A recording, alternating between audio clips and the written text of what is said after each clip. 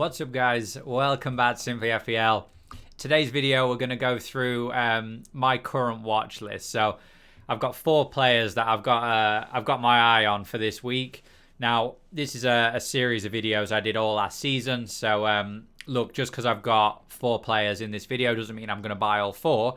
But if I was going to make some transfers this week, I'd be pretty much looking at these players. So yeah, this is the first one of those of the season, but I'll probably do one of these each week. So yeah, you're not going to see the likes of like Mo Salah, Bruno Fernandes, these sort of players on the watch list, pretty much because I own them first of all, but also I want to pick players that people maybe don't necessarily have and maybe they're options that they might consider. So yeah, we'll hop straight into that. Just bear in mind, obviously, we're a couple of days away from the deadline. So I personally, for the first few game weeks, would not make any rash decisions.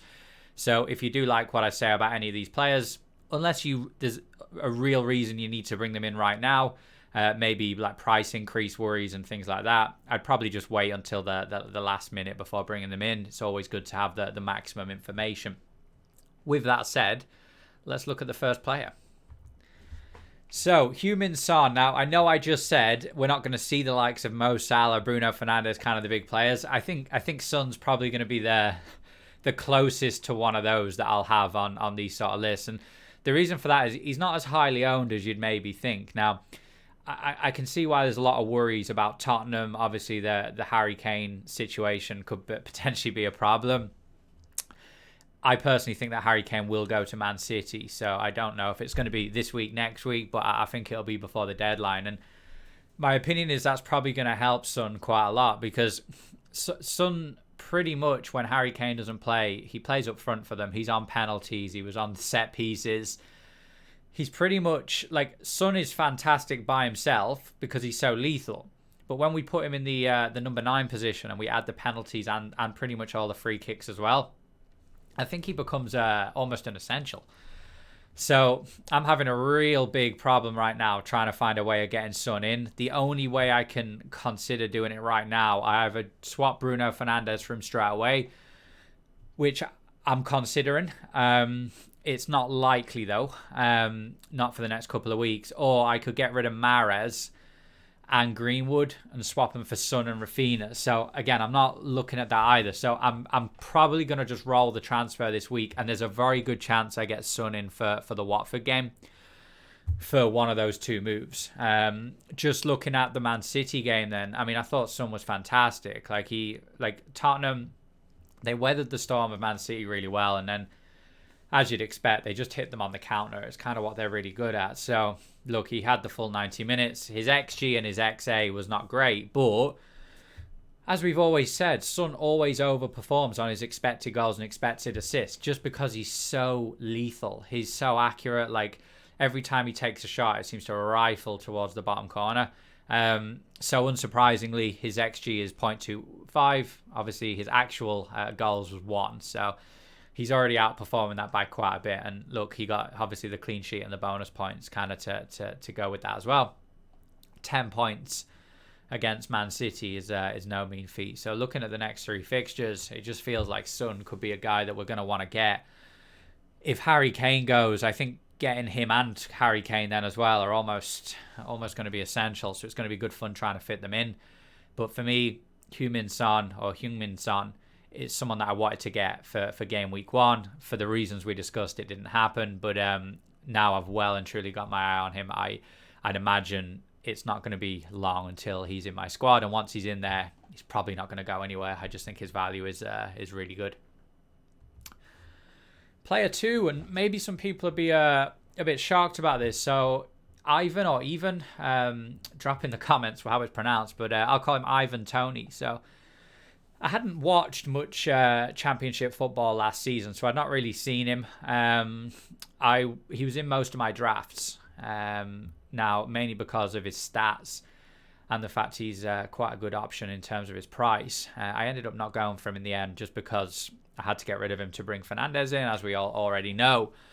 I did watch the Brentford-Arsenal game like most of us, and I was so impressed with him. Now, those stats on the board, XG 0, expected assists 0.14, 0.2, on the surface makes it look like you should not own him. But I thought he was phenomenal. Like, he had Ben White in his pocket. His aerial threat is like, it was fantastic. Now, I know Ben White's not exactly a monster in the air, but he absolutely bullied him. I think he was unfortunate to not pick up some sort of attack in return. Now, I know he didn't necessarily have any shots, but if you watched, he was always in the right position. Brentford would be kind of in and about the edge of the area. He's making that run. It's not finding him. Like, there's all these excuses why he didn't get points. But ultimately, looking at Toney's next 4 fixtures, Palace, Villa, Brighton, Wolves, I mean, there's goals there. Again, another problem I've got is I just don't know where I can fit him in. I have to get rid of Antonio or Ings, and I'm just not willing to do that. So, yeah, unless I'm willing to turn my third striker into Toney, I need to find 2 million from somewhere else. One way this could be done, if I get rid of Fernandes for Son, I can upgrade that striker to Toney straight away. That's something that's very possible, but I think Toney's going to get a lot of points this season.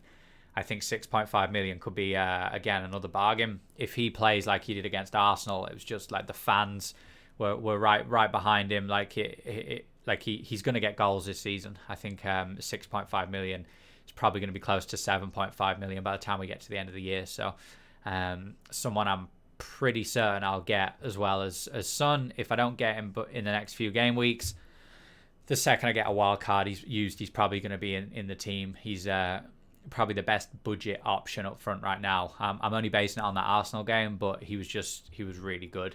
And I don't know if there's many Brentford fans watching, but yeah, again, comment below if you think I've got that spot on or if I'm a mile off. But yeah, Ivan Toney, someone I've firmly got my eye on. So the third player, Tomas Soucek. Like, I think that may shock some because, look, Ben Rama, like the bandwagon Ben Rama, and then he goes and gets a load of points as well. So, look, everyone's on Ben Rama, but Soucek's kind of gone under the radar a little bit. I thought he was phenomenal. I know it was only Newcastle. He got himself just the one goal. It could have been a hat-trick. I mean, it could have been more. He was up and down the park like a madman. Arguably thought he had a better game than Benrahma in terms of his team contribution. And I think for 6 million, he's a little bit cheaper than Benrahma. How much is Benrahma? Oh, sorry, Benrahma's 6 million as well. So they're the same price. But personally, I feel Soucek, like if you're looking for that differential, someone that's not necessarily the complete bandwagon, but also someone that might outperform Benrahma. I mean, Soucek is absolutely nailed on to play every single game. I'm not sure Benrahma is quite nailed on to play every single game. I know his minutes were a bit sporadic last season. Maybe, again, West Ham fans will know more than I will on that. But just from the eye test, I thought Soucek looked absolutely phenomenal. Similar to Toney, he was just always in the right spot. There was never an attack where he wasn't kind of lingering in a section that could easily get him a goal. Again, very unlucky not to get that second goal. I thought he got that for was it the opener or the second one? So yeah, someone that I've firmly got my eye on, and his XG at 0.69. That's again really high, based on one game. So his expected assist at 0.02. I'm not sure what that was. That must have been literally, he must have misplayed a pass or something to get expected assist that low. But yeah, 8 points, solid last season. Probably going to be solid this season. Maybe look to avoid for the Leicester game. But yeah, one I've definitely got my eye on. I'm still not sold on Benrahma. So yeah, Tomas Soucek. Finally, Richarlison. Annoyingly, he's had a price rise, which makes it a bit awkward because in the first game week, 7.5 million may as well be 8 million because that 0.1 million, you don't have it from another player. Most of us don't have in the bank 0.1, 0.2, 0.3, 0.4. We've either got a 0.5 or a 1.0. So yeah, he's essentially 8 million right now based on that. But yeah, he was unbelievable. The first half, Everton were terrible. So as you can see with the Everton top on, I'm an Everton fan. He was like a man possessed. I thought under Ancelotti he looked fairly average. Like I think Everton fans will agree he did not have a good season last year. But yeah, the game against Southampton, he was a man possessed. That cross for Calvert-Lewin's goal was great. takes the touch, like barely gets a chance to look up, and pretty much plays it around the defender. Like not many attackers are putting that cross in. They'll take an extra touch, and he just knew Calvert-Lewin was going to be there. And yeah, 11 points. His XG and his XA fairly good. I've got my eye on him. Not gonna lie, I think the Leeds game could be a good game for him. If Leeds defend any way like they did against United, I think Richarlison could be in the points. So yeah, I've got my eye on him the least out of the four I've spoke about today, but it's definitely someone I'm now considering. He's occupying a striker spot, which most of the time is a bad thing.